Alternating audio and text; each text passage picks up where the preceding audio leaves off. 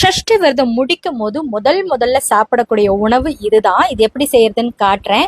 இதுக்கு பேர் அமிர்தம் இல்லைன்னா உயிர் உணவுன்னு சொல்லுவாங்க. இந்த ஷஷ்டி விரதத்துக்கு மட்டும் கிடையாது, நீங்க எந்த விரதம் இருந்தாலும் இந்த ஒரு பொருளை சாப்பிட்டுட்டு, இந்த உணவை சாப்பிட்டுட்டு அதுக்கப்புறம் சாப்பாடு சாப்பிடும் போது அசிடிட்டி, அல்சர் அந்த மாதிரிலாம் எதுவும் வராது.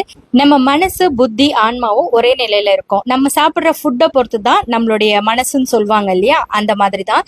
நல்ல வாழைத்தண்டை பொடியா கட் பண்ணி தண்ணியில போட்டுருங்க. அதுக்குள்ள ஒரு கடாயை வச்சு ஒரே ஒரு ஸ்பூன் எண்ணெய், கடுகு, கருவேப்பிலை மட்டும், காஞ்ச மிளகா போடக்கூடாது. இதுல நம்ம கட் பண்ண வாழைத்தண்டு சேர்த்து கல்லுப்பு சேர்த்துக்கோங்க. ஒரே ஒரு வதக்கி நல்லா மூடி போட்டு மூடி வச்சிருங்க. இது ஒரு 5 நிமிஷத்துல சாஃப்ட் ஆயிடும். இப்ப ஸ்டவ்வை நிறுத்தி நல்லா ஆற வச்சிருங்க. ஃபுல்லா நார்மல் டெம்பரேச்சருக்கு வந்ததுக்கு அப்புறமா தயிர் ஊத்துங்க. முதல்ல தயிர் ஊத்தாதீங்க. தயிர் வீட்டுல பொறக்குத்துனதா இருக்கட்டும். அதே போல நல்லா தளர ஊத்தி நல்லா கலந்து, எந்த விரதம் இருந்தாலும் முதல்ல இந்த அமிர்தம் சொல்லக்கூடிய, உயிர் உணவுன்னு சொல்லக்கூடிய இந்த உணவை சாப்பிடுங்க. ரொம்ப நல்லா இருக்கும்.